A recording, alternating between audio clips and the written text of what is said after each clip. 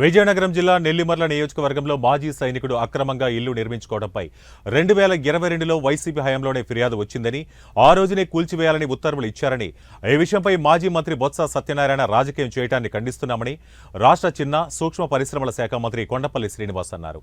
ఈ సందర్భంగా మాజీ మంత్రి బొత్స సత్యనారాయణ మాట్లాడుతూ ఆయన చేసిన వ్యాఖ్యలపై మంత్రి కొండపల్లి ఘాటుగా స్పందించారు. కేవలం కాంపౌండ్ వాల్ను తొలగించడం జరిగిందని, దానిని రాజకీయం చేయడం తగదన్నారు. కాంపౌండ్ తొలగింపుపై బొత్స సత్యనారాయణ రాజకీయం చేస్తూ మాట్లాడటం సరికాదని మంత్రి కొండపల్లి హితవు పలికారు.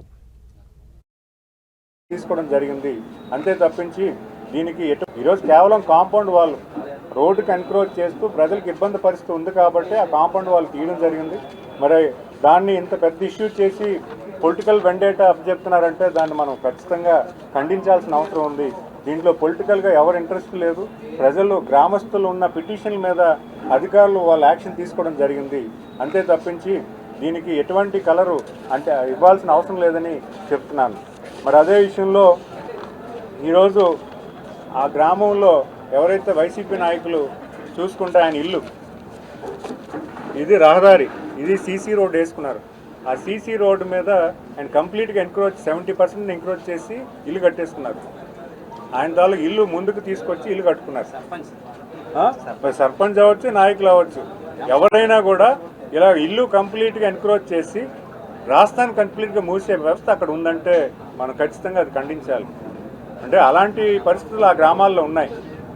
దాన్ని వ్యతిరేకిస్తూ ఈరోజు గ్రామాల నుంచి వచ్చిన పిటిషన్ మీద ప్రభుత్వ అధికారులు దాని మీద యాక్షన్ తీసుకోవడం జరిగింది. అది ఈ రోజు వచ్చిన పిటిషన్ కాదు, 2022లో ఇచ్చారు.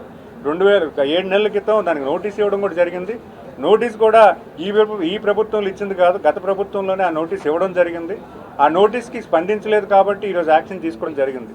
సో దీన్ని మనం గమనించాల్సిన అవసరం ఉందని తెలియజేసుకుంటూ, అదే కాకుండా అదే విలేజ్లో జగనన్న కాలనీ అని ఒక 3 ఎకరాల స్థలంలో అది సేకరించడం జరిగింది. ఆ సేకరించేటప్పుడు అక్కడ ఎస్సీలు నివాస